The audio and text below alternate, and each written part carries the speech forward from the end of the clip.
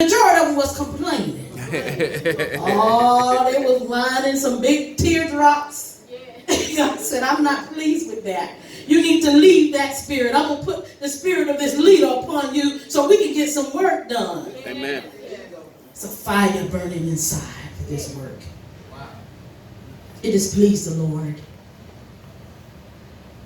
God gave him instructions on where he wanted them to be. They didn't go alone, but they had to go with the man of God. God honored that. So, what we're saying here, in the Old Testament, we see that the Spirit was placed upon the servants of God. But yet they had the right spirit.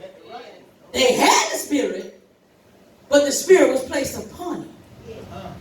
The Ruach, the breath of God, living, life-creating source. He was the one that was working life.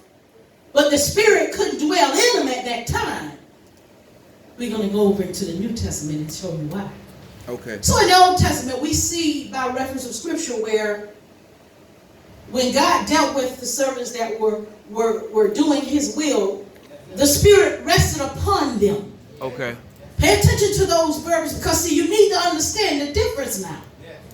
But yet, he didn't leave them helpless. They had the Spirit of God upon them to do service and work. Amen. Because they needed it. They needed it.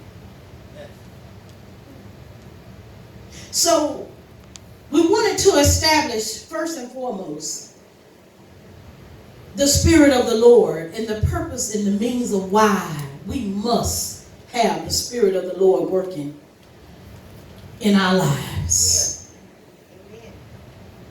Because some will be complainers, some will be more costly than you can afford for your own good. Okay. Because as we know, Moses was appointed, he was selected by God for this great work. So we have to recognize that. God didn't make a mistake on the one that he chose to do the work. Amen. So his job was to preserve him. Because Moses submitted to God. Amen. He gave